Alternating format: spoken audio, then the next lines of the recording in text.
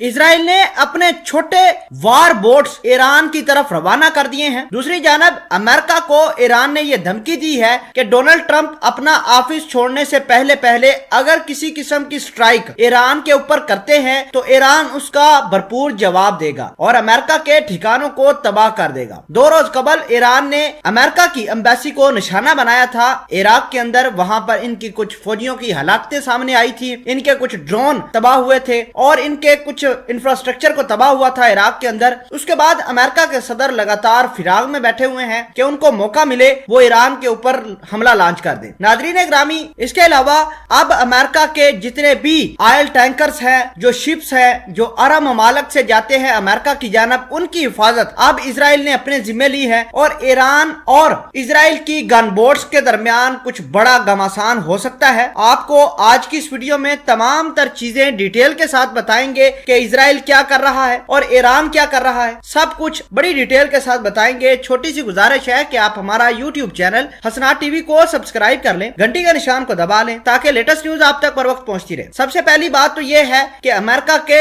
जो भी tanker Saudi Arabia से जाते हैं अमेरिका की जानब या फिर पर्शियन गल्फ से अमेरिका के जितने भी शिप जाते हैं उनको बड़ा थ्रेट रहता है। ईरान वाले उनको किसी वक्त भी हमला कर देते हैं और कभी कभार तो ऐसा हो जाता है कि उनके ऊपर ऐसा कुछ हमला लॉन्च करते हैं जिसकी वजह से वो टैंकर पूरे तरीके से लीक होकर तबाह हो जाता है। ये अमेरिका की भी पहले टैक्टिस रही है। अमेरिका भी ईरान के इसी तरह शिप्स को तबाह करता रहा है, लेकिन आइंदा के बाद होगा कुछ यूं कि इसराइल अमेरिका के जितने भी ऑयल टैंकर जाएंगे यूरोप की तरफ उनको प्रोटेक्ट करेगा और पर्शियन गल्फ के अंदर इसराइल ने अपनी गन बोट्स छोड़ी हैं और इसके अलावा 1-2 बहरी जहाज है जो जंगी बहरी जहाज है, ये अमेरिका की तमाम तर लॉजिस्टिक को सपोर्ट करेगा, फैसिलिटेट करेगा और प्रोटेक्ट करेगा। अब अमेरिका लगातार ईरान को धमकी दे रहा था कि वो उसके जितने भी एटमी साइट्स हैं, जितने भी एटमी मिसाइल हैं, उनको तबाह कर देगा। तो ईरान ने आज एक बहुत बड़ी डेवलपमेंट की है, अपना ब्रेव 373 मिसाइल सिस्टम वहां पर लॉन्च कर दिया है। सदर रूहानी ने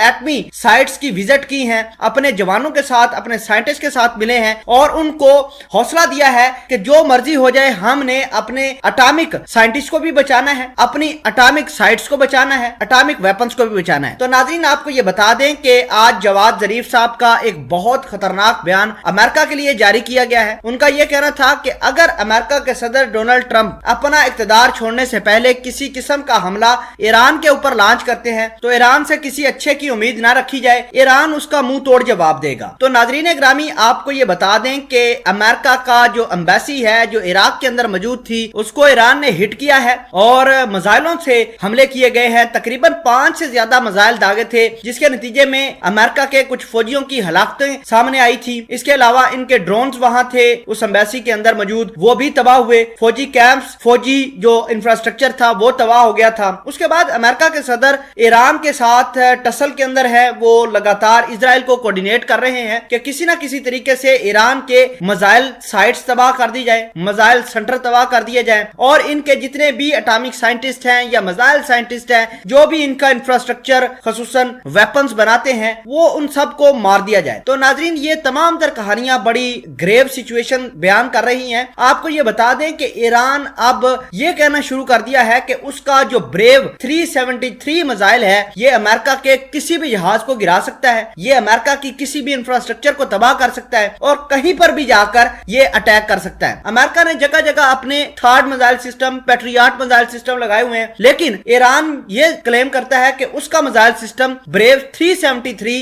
अमेरिका के तमाम मिसाइल सिस्टम से हैवी है, वो उनको डिफीट कर सकता है, वो अच्छे से इनको टैकल कर सकता है।